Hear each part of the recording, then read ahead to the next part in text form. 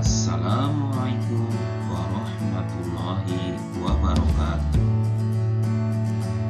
Melalui video pembelajaran ini, kita akan belajar tentang merancang pementasan yang merupakan pembelajaran seni budaya kelas 9.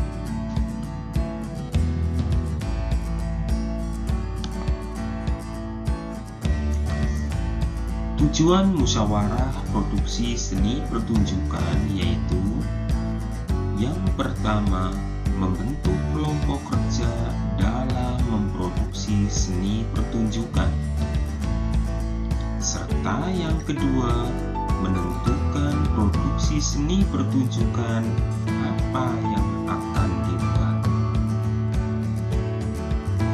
Langkah-langkah dalam memproduksi seni teater dan mementaskan seni teater hasil produksi yaitu: yang pertama, menentukan lakon cerita yang akan dipentaskan, serta yang kedua, membuat kelompok kerja produksi seni pertunjukan.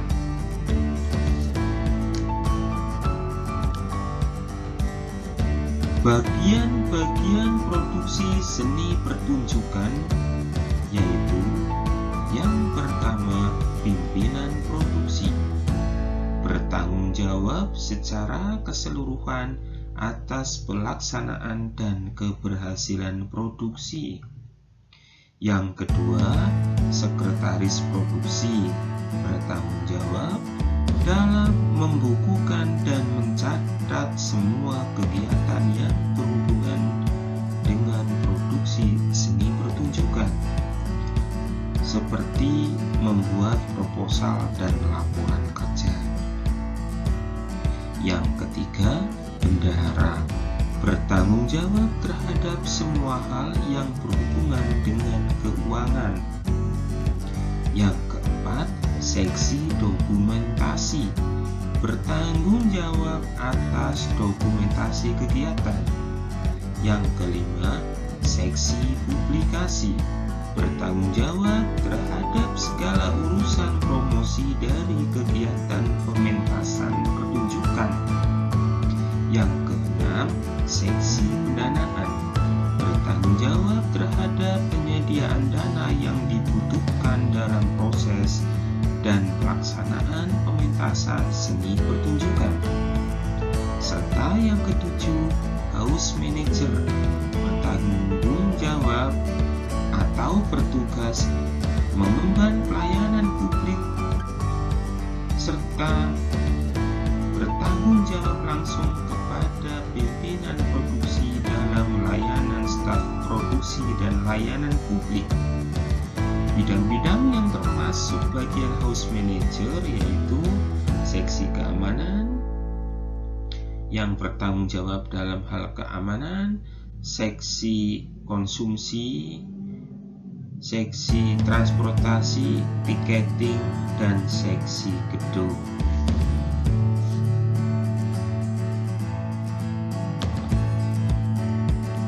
Tugas dan tanggung jawab kelompok kerja manajemen artistik seni pertunjukan meliputi: yang pertama, sutradara. Sutradara bertugas yang pertama, membuat konsep pertunjukan. Yang kedua, mengatur lagu atau jalannya pertunjukan. Yang ketiga, memilih lakon yang akan dipentaskan. Yang keempat, memilih pemain dan melatih pemain sesuai dengan konsep pertunjukan. Serta yang kelima, membuat konsep artistik dan berdiskusi dengan penata artistik.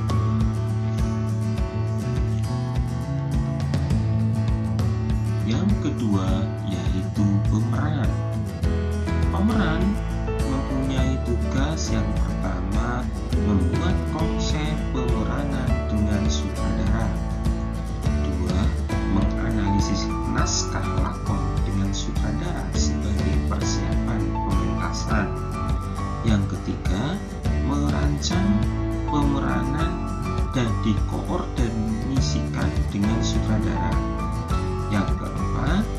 melaksanakan observasi pada peran yang akan dimainkan. Yang kelima, melaksanakan interpretasi hasil observasi agar peran yang diobservasi itu menjadi bagian dari pemeran. Yang keenam, melaksanakan latihan dengan sutradara. Serta yang ketujuh, bermain peran dalam pementasan sesuai dengan hasil latihan dengan sutradara.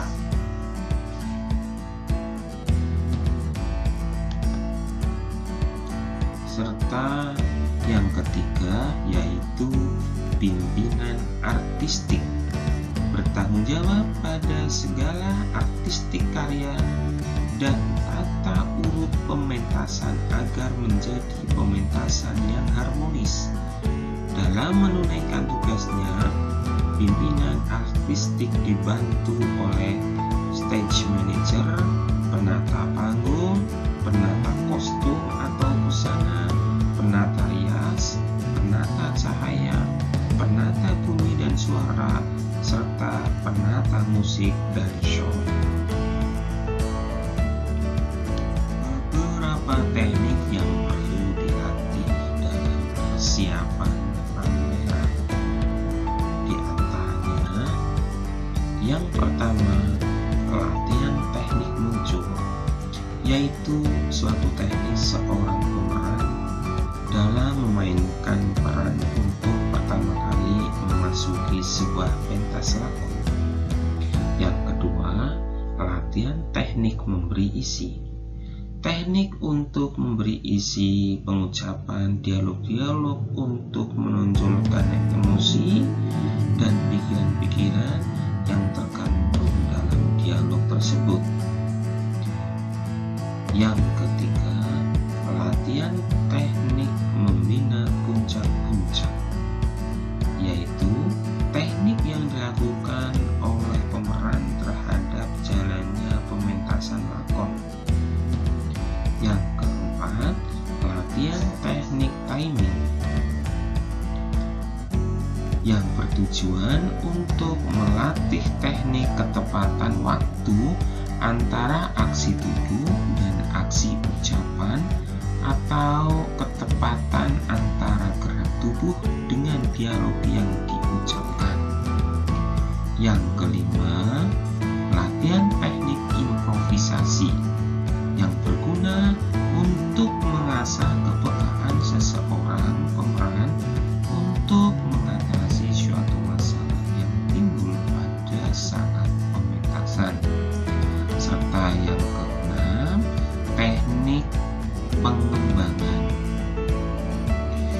Latihan teknik pengembangan ini ada dua. Yang pertama, teknik pengembangan pengucapan dilakukan dengan menaikkan volume suara, menaikkan tinggi nada suara, menaikkan kecepatan tempo suara, menurunkan volume suara, nada suara, dan kecepatan tempo suara. Serta yang kedua, teknik pengembangan jasmani bisa dilakukan dengan menaikkan tingkat posisi jasmani, berpaling, berpindah tempat, melakukan gerak anggota badan, dan ekspresi muka. Prinsip-prinsip dalam menata pentas adalah: yang pertama, dapat memberi ruang kepada gerak laku. Yang kedua, dapat memberi pernyataan suasana lakon. Yang ketiga, dapat memberi pandangan yang menarik. Yang keempat, dapat dilihat dan dimengerti oleh penonton. Yang kelima, merupakan rancangan yang sederhana. Yang keenam, dapat bermanfaat terus-menerus bagi pemeran atau pelaku. Yang ketujuh, dapat secara efisien dibuat, disusun, dan dibawa. Serta yang kedelapan, dapat membuat rancangan harus menunjukkan bahwa setiap elemen yang terdapat di dalam penampilan visual pentasnya memiliki hubungan satu sama lain.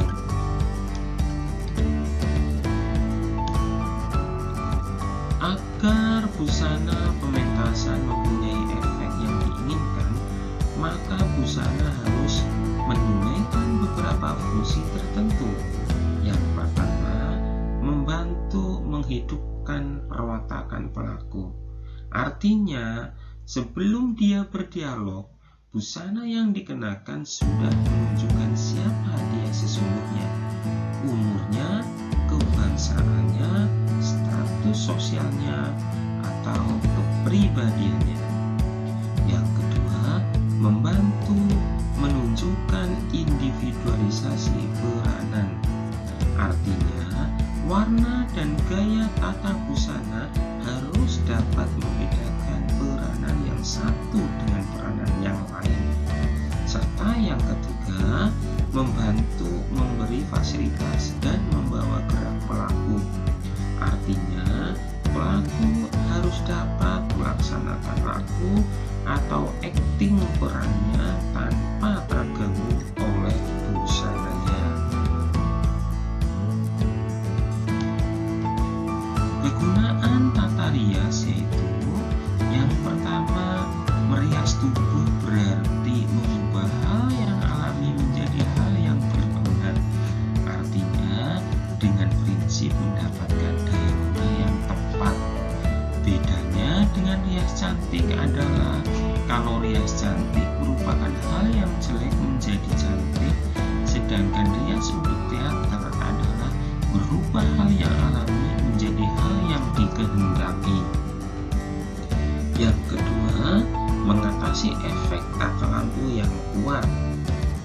Serta yang ketiga, membuat wajah dan badan sesuai dengan peranan yang dimainkan.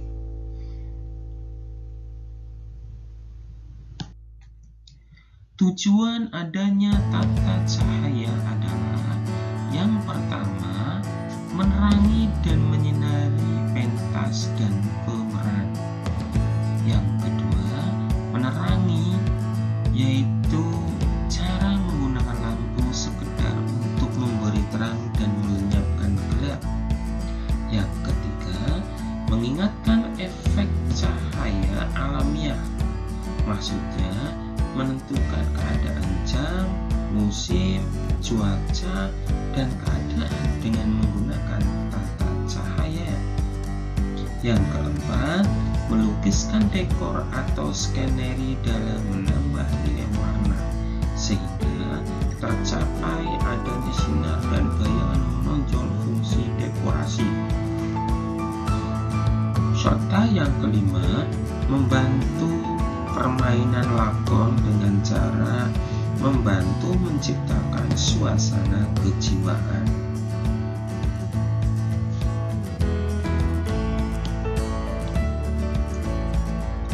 Tata bunyi bisa diartikan sebagai cara untuk mengatur musik, efek bunyi, maupun berbagai bunyi-bunyian yang mendukung terciptanya suasana sehingga muncul nuansa emosional yang tepat.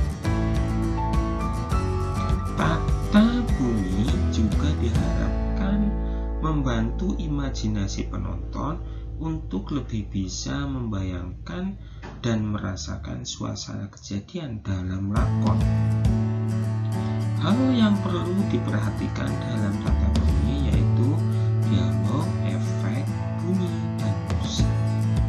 Ketiganya bisa kita pergunakan bersama-sama. Kadang-kadang hanya ada dua atau hanya satu saja. Agar pertunjukan enak didengar dan dilihat, kita harus memperhatikan volume dari ketiga bahan tersebut. Artinya, volume apa yang harus keras dan volume apa yang harus lemah. Di sini, volume berfungsi seperti spotlight. Maksudnya, bunyi apa yang diutamakan dalam adegan tersebut, apa efek bunyi, musik, atau dialog. Terima kasih kalian sudah mengikuti video pembelajaran ini dengan baik. Kalian juga bisa belajar pada bab-bab yang lain dan mata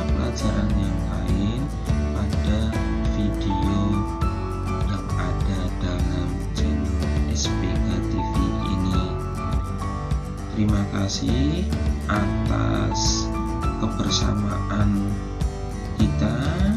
Terima kasih juga saya sampaikan atas subscribe, like, komen, dan share.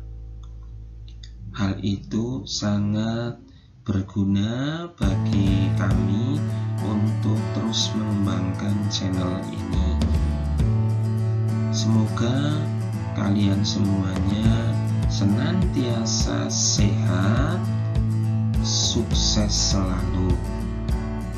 Wassalamualaikum warahmatullahi wabarakatuh.